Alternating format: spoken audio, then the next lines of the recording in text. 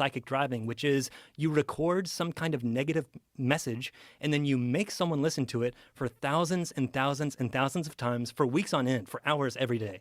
All their waking day, they basically are strapped into a headphone that is playing this negative message, and it will break them down over time. That's how you induce enough stress to break them down to the blank slate. And then you can record a positive psychic driving message to build them up into whatever image you want them to be.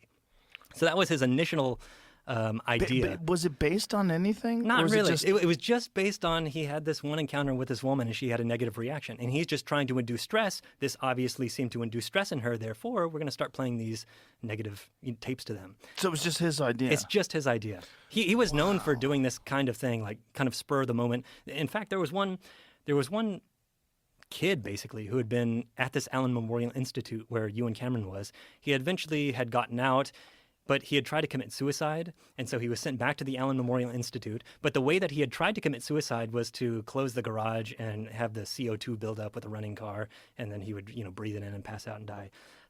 That ended up not working. However, when he went back to the Allen Memorial Institute, Ewan Cameron thought, his personality seems like a little bit better than it was when he was here before. Maybe CO2 can influence someone, and so he sent out some of his assistants to go buy CO2 canisters, and we're going to start giving this to people. But it turns out the assistants knew that this was completely unethical. There's no medical basis for anything. And so they lied to him and said, the canisters were way more expensive than we could actually afford, so we can't do that.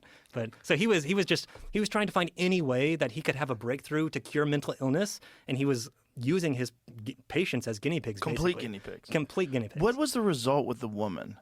The woman where they played the negative recordings? There are dozens and dozens of people who that happened to. I don't know about her in particular because I don't know if she's actually named in the documents. So I don't know. Did any of these experiments have a positive effect? Did it work? Hardly. So that was only. I shouldn't even say positive. I should say were they effective? No. For the most part, the people who he did his practice on came out way worse than when they went in. So psychic driving, that's initially what got the CIA interested in Cameron. So it's important to keep in mind, it's not that the CIA told Cameron to do this. He's doing this on his own because he thinks he's going to cure mental illness by having this radical breakthrough where we break them down and build them back up, and we can build them back up and make them forget their schizophrenia or depression or whatever they have. The CIA reads his article about psychic driving, and they think this is the kind of thing we're interested in. So from that point on, they start funding him not only to do psychic driving experiments, but also he does puts people in chemical comas for months on end. And while they're in these chemical comas, he would put an audio device next to their pillow playing these psychic driving messages.